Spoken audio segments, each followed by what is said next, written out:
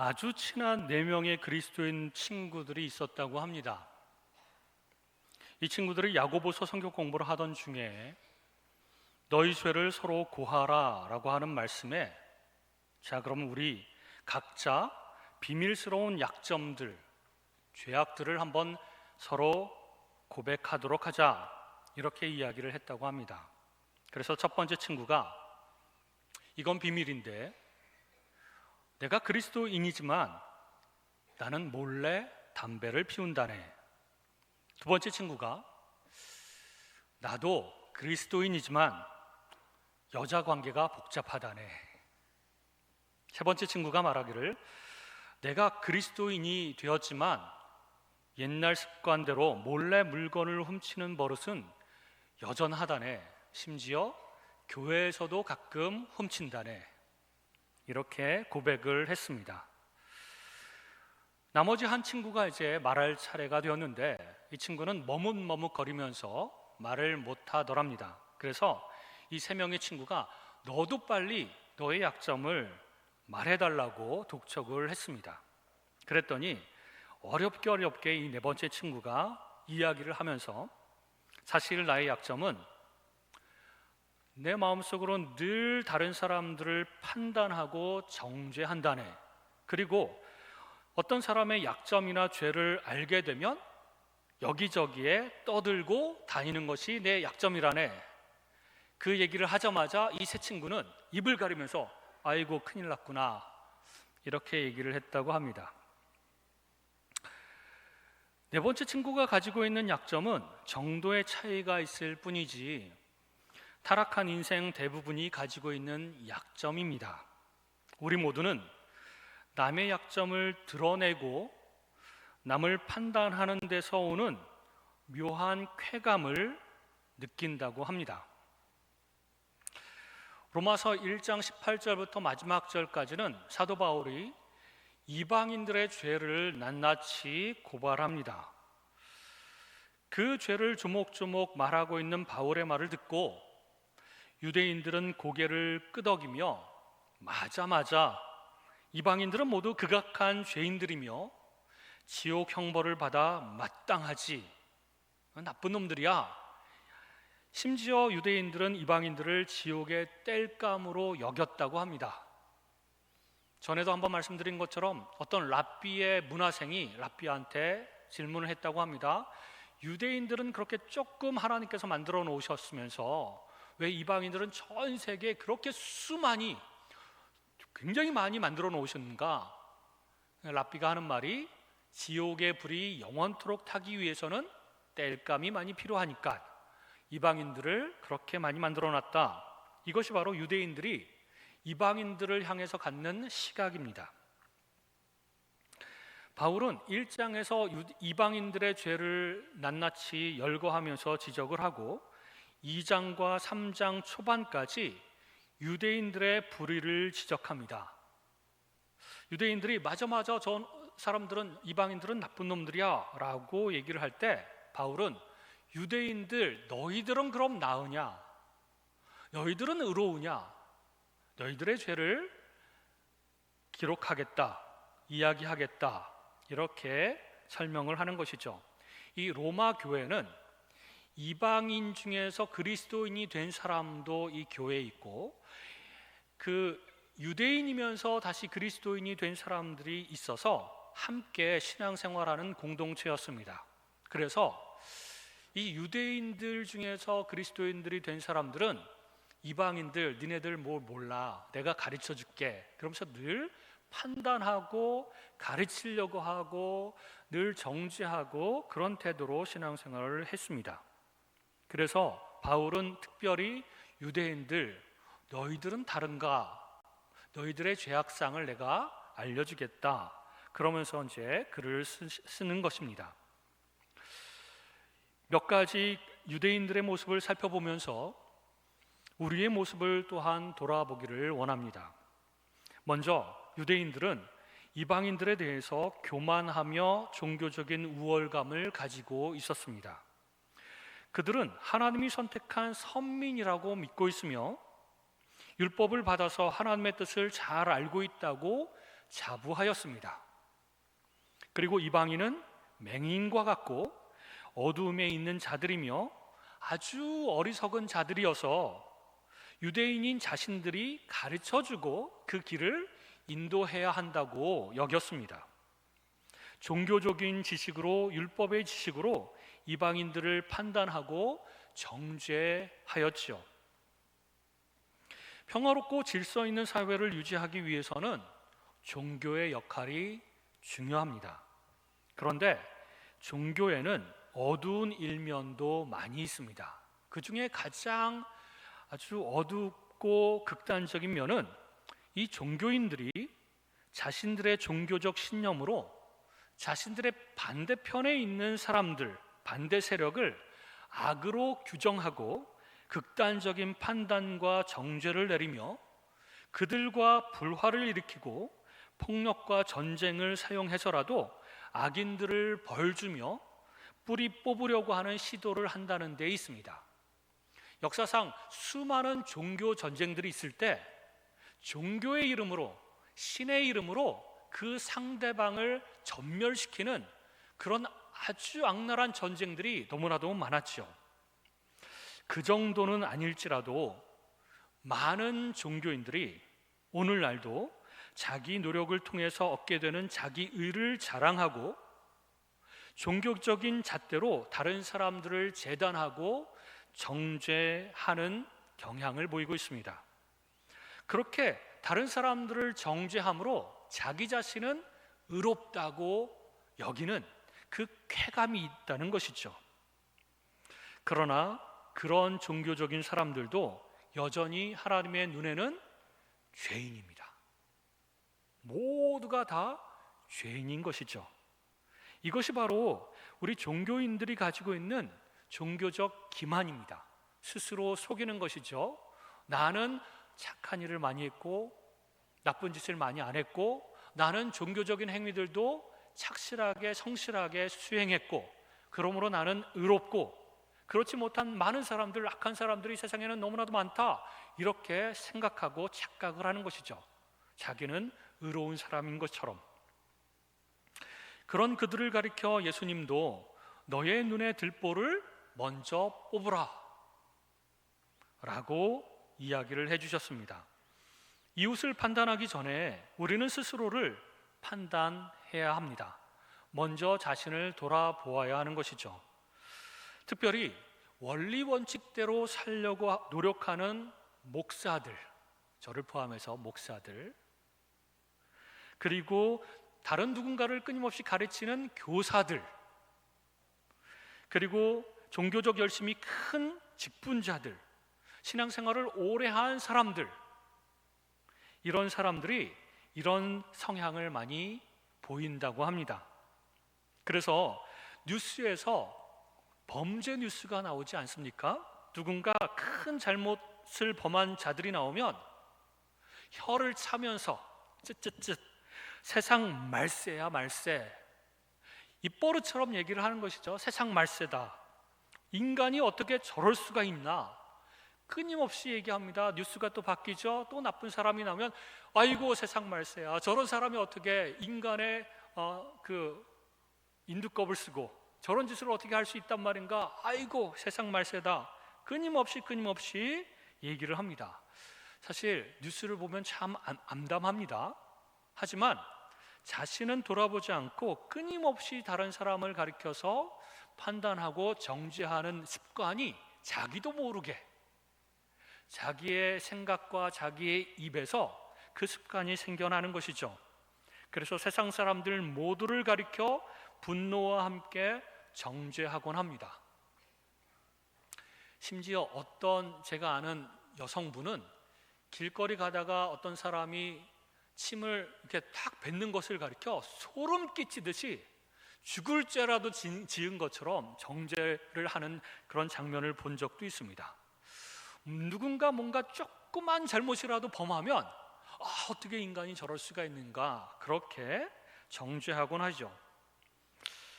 고속도로를 달릴 때도 마찬가지입니다.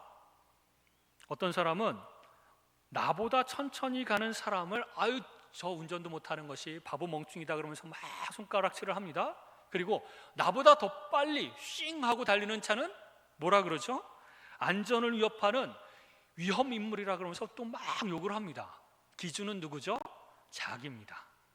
내가 제대로 가고 있고 나보다 느리게 가거나 나보다 빨리 가는 사람들은 정죄의 대상이 되는 것이죠. 모든 사람을 다 이렇게 비판을 합니다. 자기만 옳은 것이죠. 심지어는 죄인들끼리도 서로 비판을 한다고 합니다. 알코올 중독자들은 마약 중독자들을 보고 얕보고, 마약 중독자들은 술주정뱅이들을 조롱한다고 합니다.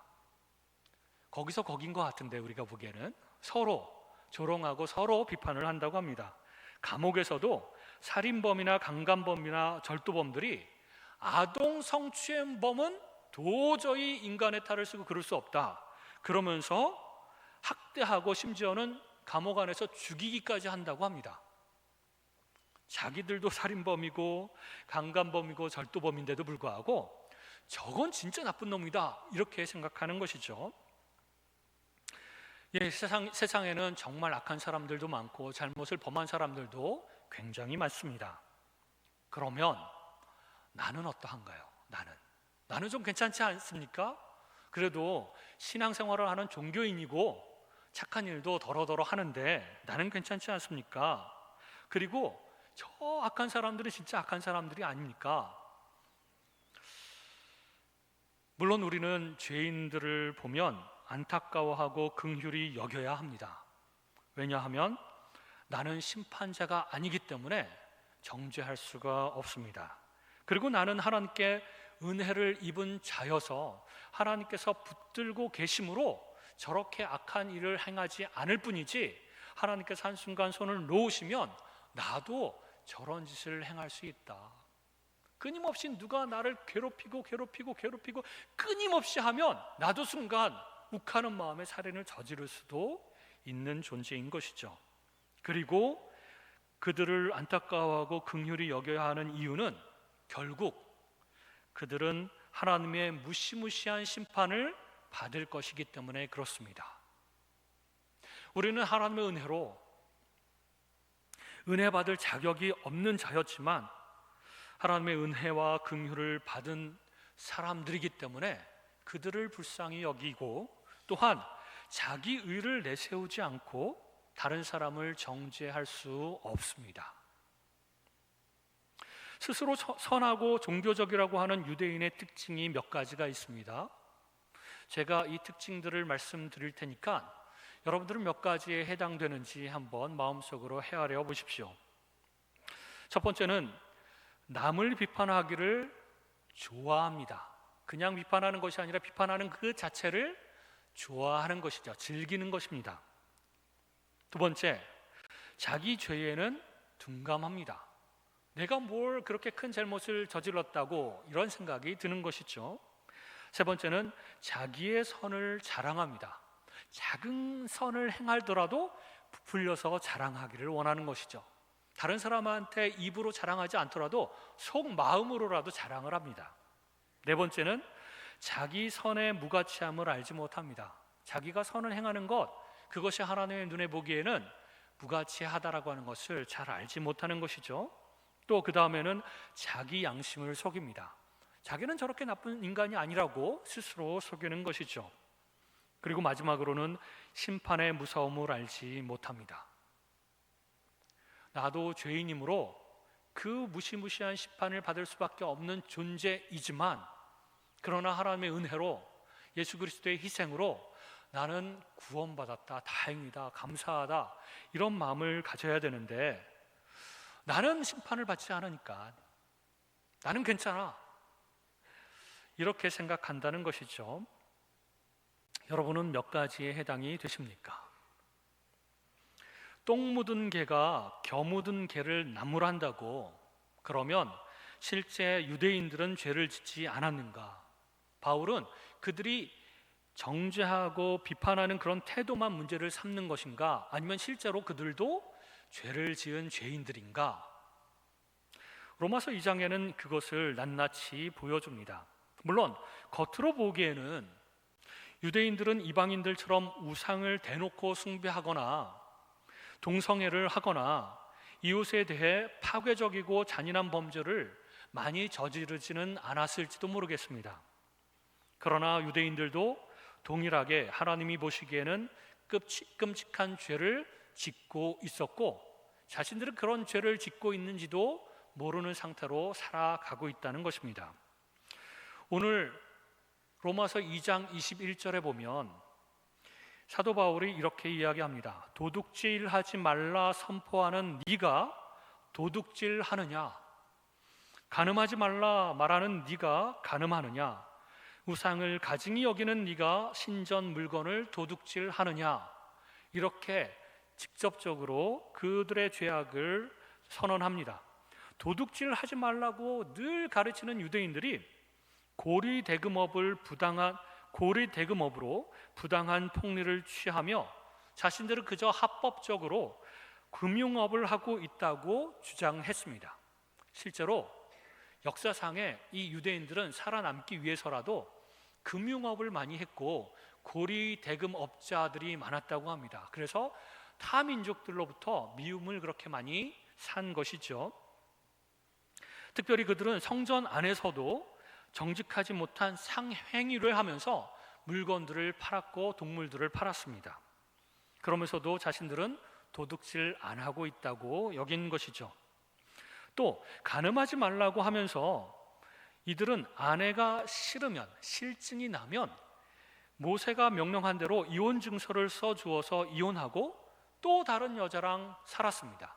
그리고 또 실증이 나면 합법적으로 이혼 증서를 쓰고 또 이혼하고 또 다른 여자랑 살고, 이런 식으로 살던 사람들이 이 사람들입니다. 게다가 유대 사회에도 창녀들이 있었죠. 그 창녀들 중에 몇 명은 예수님 앞에서 눈물 흘리며 무릎 꿇고 향유를 부은 사람도 있고 창녀들이 있었습니다. 음성적으로 창녀들과 잠자리를 하는 유대인들이 많았다는 증거입니다. 간음하지 말라고 하면서 음성적으로 몰래 그들은 죄를 범했다는 것입니다. 그리고 우상 숭배를 가증히 여기면서도 신전의 물건을 훔쳤다고 얘기합니다. 이 신전의 물건을 훔쳤다는 것은 도둑질로 고발한 것이 아니라 신전의 물건은 영험하고 신비롭다고 여겨서 유대인들이 몰래 작은 것이라도 하나 훔쳐서 자기 집안에 갖다 놓습니다. 그래서 이 영험하고 신비로운 이 신전의 물건이 자기에게 능력을 가져다주고 복을 가져다줄 것이라고 믿는 것이죠. 이 자체가 바로 우상 숭배인 것입니다. 그래서 우상 숭배를 하면서도 자신들은 대놓고 어떤 다른 신을 섬기지 않는다, 그러므로 나는 우상 숭배하지 않는다 라고 스스로 속이고 있었다는 것입니다. 여러분, 이런 식으로 우리도 대놓고 큰 죄악을 범하지는 않지만 몰래 하는 것들이 있지 않습니까? 아니면 편법으로 하는 것들이 있지 않습니까? 그래도 이거는 괜찮아, 그래도 합법적으로 하는 거야 라고 스스로 속이고 있지는 않습니까? 그러면서 나는 종교인이다, 나는 선한 사람이다, 그리고 저 사람들은 정말 악한 사람들이다, 이렇게 비판하고 있지는 않습니까? 우리 자신을 돌아보아야 합니다. 여러분, 아는 것과 아는 대로 행하는 것과는 다른 것입니다. 로마서 2장 13절에 보면 하나님 앞에서는 율법을 듣는 자가 의인이 아니요 오직 율법을 행하는 자라야 의롭다 하심을 얻으리니, 사도 바울은 이 문제를 지적하고 있습니다. 유대인들이 자부심을 가지고 있었던 것은 그들이 하나님의 거룩한 율법을 가지고 있었고, 실제로 매주 회당에서 율법을 들었고 그 율법을 묵상했으며 그 율법을 심지어 적어서 몸에 매달고 다녔습니다. 머리에도 그 옷술에도 매달고 다녔습니다.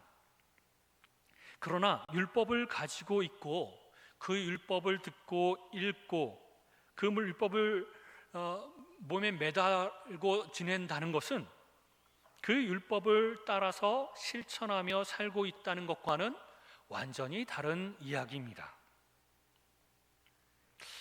그런데 그들은 그렇게 믿고 있는 것이죠. 율법을 듣고 가지고 있는 것 자체로 나는 율법대로 사는 사람이다 이렇게 생각하는 것이죠. 오늘날도 마찬가지입니다. 많은 성도님들이 인터넷의 발달 때문에 기독교 방송에서 나오는 수많은 유명한 설교가들의 설교를 듣습니다. 수준 높은 설교를 들으면서 살아가는 것이죠. 심지어는 우리나라의 전국에 내노라 하는 유명한 목사님의 설교를 다 듣는 분들이 있습니다. 다 섭렵하고 누구 목사님 내가 잘 알지, 누구 목사님 내가 잘 알지, 그 목사님 설교 내가 다 들었지, 이렇게 생각하는 사람들이 있습니다. 그런데 그 수준 높은 설교와 내 삶의 수준이 같다고 착각하며 살아갑니다. 나는 수준 높은 설교도 듣고 설교의 내용도 알고 있으며 그러므로 나는 수준 높은 신앙인이다, 이렇게 생각하는 것이죠. 정말 그럴까요? 아는 것과 듣는 것과 그리고 그것을 실천하여 삶을 사는 것과는 완전히 다릅니다. 그것이 바로 그 당시 율법을 자랑하며 율법을 경청하며 날마다 율법을 읽으며 살고 있던 유대인들의 문제였던 것입니다. 제가 오래전에 다큐멘터리를 하나 봤는데 거기서 히말라야 지역에 있는 티벳 불교가 나왔습니다. 티벳 불교를 믿고 살아가는 사람들의 삶이 나왔는데 그들은 큰 나무 원통에다가 자신들의 경전을 쭉 기록하고 그 가운데는 이제 그 막대기를 끼워서 돌아가도록 만들었습니다. 그리고 이것을 길 지나가다가 한 번 돌리면 그 경전을 한 번 읽은 것처럼, 제가 그것을 보면서 이야, 저거 사기꾼들이네. 읽지도 않고 한 번 돌렸다가 한 번 읽은 것으로 한다는 거예요. 그리고 그 경전을 많이 읽으면 읽을수록 자신들이 믿는 천국에 간다는 것이죠. 길가에요, 그런 큰 원통들이, 경전을 기록한 원통들이 한 7개, 8개가 쫙 있습니다. 돌려가면서 이제 가는 거죠. 집에 갈 때도 또 돌려가면서 가고 하루에 수십 번씩 경전을 읽은 셈이 됩니다. 게다가 조그만한 것도 만들어가지고 개인 소장용으로 그걸 돌리면서 갑니다. 그러면 경전을 읽은 거예요. 우리보다 더하죠. 우리는 그래도 성경을 좀 읽지는 않습니까? 근데 읽은 것 가지고 하나님 나 실천했습니다 라고 하면 하나님이 사기꾼들이네, 이렇게 하지 않겠습니까? 읽으면 읽은 대로 아는 대로 실천해야 되는데 그래야지 참 신앙인이고 참 영적인 능력이 있다고 볼 수 있지 않겠습니까? 근데 읽은 것만으로, 아는 것만으로 내가 실천하며 살아가고 있고 수준 높은 신앙인이다 라고 생각해서는 우리는 하나님께 아마 정죄를 받을지도 모르겠습니다.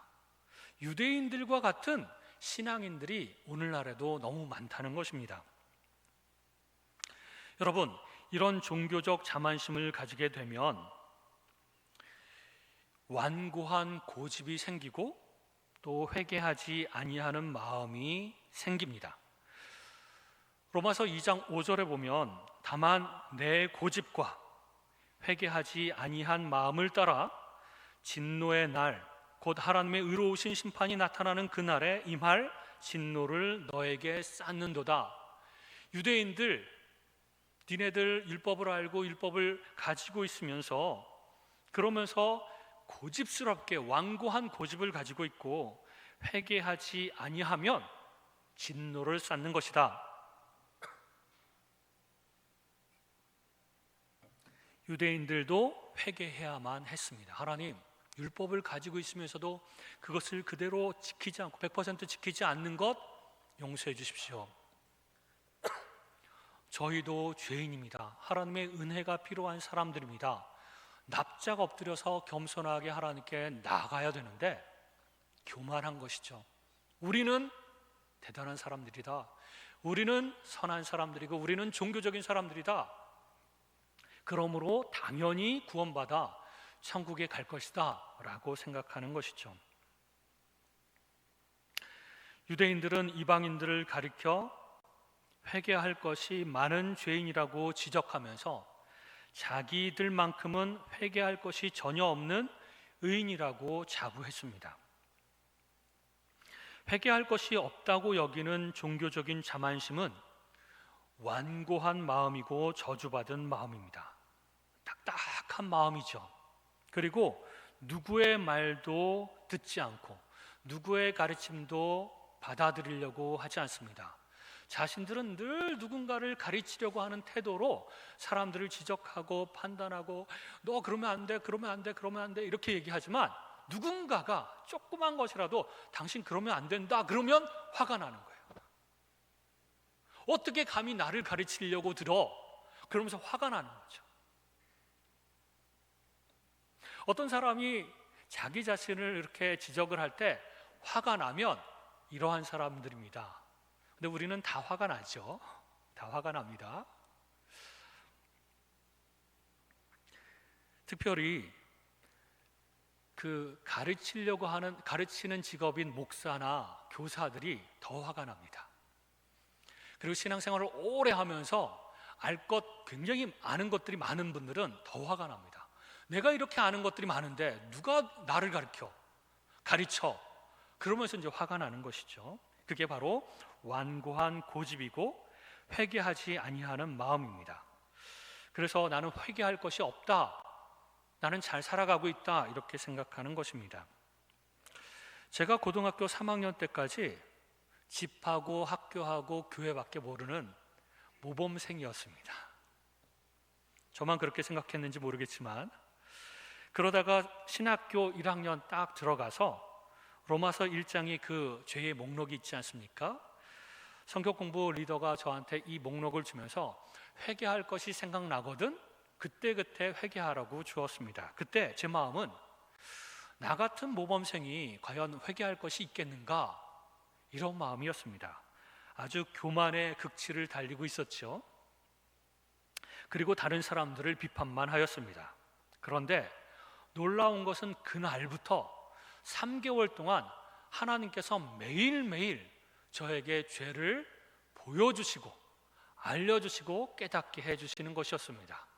심지어는 과거에 지었던 그 죄까지도 그 장면을 비디오로 틀어놓은 것처럼 생생하게 저에게 보여주셨습니다. 너무너무 괴로웠습니다. 내가 이렇게 큰 죄인이었단 말인가. 그리고 끊임없이 죄를 지을 때마다 이거 죄구나 그때 깨닫게 하시는 것이었죠. 그리고 나서 제 마음이 완전히 무너졌습니다. 나 같은 죄인 살리신 그 하나님의 은혜가 너무나도 큰 것이었죠. 그때부터 제 태도가 180도로 바뀌었습니다. 아무리 그 텔레비 뉴스에 나오는 아무리 극악한 죄인일지라도 함부로 정죄하지 않게 되었습니다. 오히려 걱정하게 되는 거죠. 저 사람 저 죄를 짓고 분명히 지옥불에 떨어질 텐데. 물론 그 사람한테 당한 희생자들에 대해서도 참 안타까운 마음이 있었지만 다른 사람을 정죄할 수 없었습니다. 정죄하려고 할 때마다 하나님께서 마음속으로 니는 어떻노? 니는 어떤가? 계속 저에게 말씀하셔서 다른 사람들에 대해서 정죄할 수가 없었습니다. 우리는 그런 사람들이죠. 우리도 동일한 범죄자들이었지만 하나님께서 붙들어 주셔서 은혜 주셔서 하나님의 백성이 되었고 그래서 하나님의 은혜에 감격하여서 천국에 한 발짝씩 가고 있는 사람들입니다. 그래서 하나님의 손을 치우시면 우리도 그들과 동일한 범죄를 지을 수밖에 없는 존재인 것을 알고 있습니다. 그러므로 호세아 선지자가 말한 것처럼 너희 묵은 땅을 기경하라, 마음의 밭을 갈아 엎으라는 것이죠. 어떤 농부도 갈아엎지도 않은 땅에 씨앗을 뿌리는 농부는 없습니다. 우리도 마음을 갈아엎어서 마음을 부드럽게 하고 회개하는 마음이 있어야 하나님의 말씀이 떨어졌을 때에 그 말씀을 받고 은혜를 누리고 회개하고 우리 삶의 잘못된 부분을 바꿀 수가 있습니다.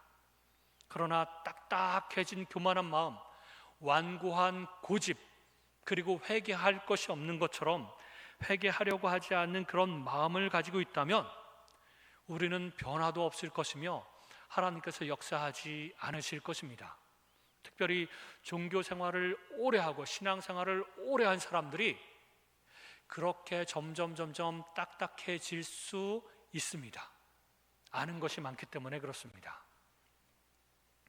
그러므로 사도 바울이 말씀하신 것처럼 우리 자신을 먼저 돌아보고 우리 자신을 먼저 가르치고 우리 자신을 먼저 판단해야 됩니다. 그리고 겸손한 마음으로 하나님 앞에 나아가서 회개하고 돌이키고 하나님의 은혜를 구해야 됩니다. 그리고 악한 범죄자들을 향하여서는 하나님 긍휼을 베풀어 주시고 그들이 자신의 죄를 회개하고 하나님께로 돌아오게 하여 주시옵소서.